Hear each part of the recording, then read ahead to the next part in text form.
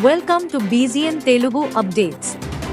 భారత్కు చెందిన సరబ్జిత్ సింగ్ ను పాకిస్తాన్ జైల్లో చంపిన కేసులో నిందితుడిగా ఉన్న వ్యక్తి హత్యకు గురయ్యాడు.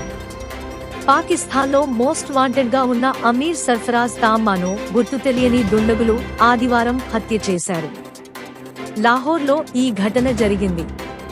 లష్కరే తొయిబా ఉగ్రవాద సంస్థ వ్యవస్థాపకుడు హఫీజ్ సయీద్ కు తాంబా అత్యంత సన్నిహితుడు.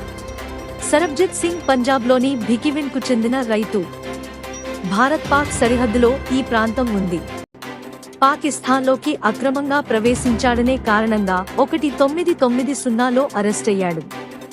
పంజాబ్ ప్రావిన్స్లో అనేక బాంబు పేలుళ్లలో పాల్గొన్నట్లు అభియోగాలు మోపిన పాక్ అతడికి మరణశిక్ష విధించింది.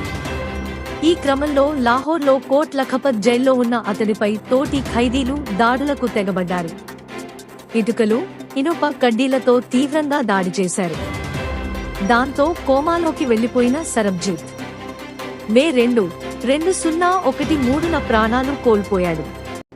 అయితే సరబ్జిత్ పై దాడి చేసిన నిందితుల్లో సర్ఫరాజ్ ఒకడు.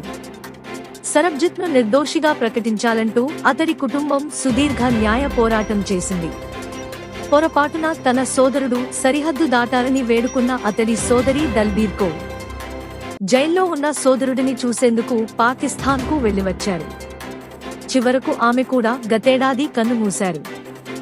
సరబ్జిత్ పేరుతో ఒమం కుమార్ దర్శకత్వంలో 2016లో ఓ బయోపిక్ కూడా వచ్చింది. ఇందులో రణదీప్ హుడా, ఐశ్వర్యరాయ్లు నటించారు. Stay tuned for more updates. Like, share and subscribe.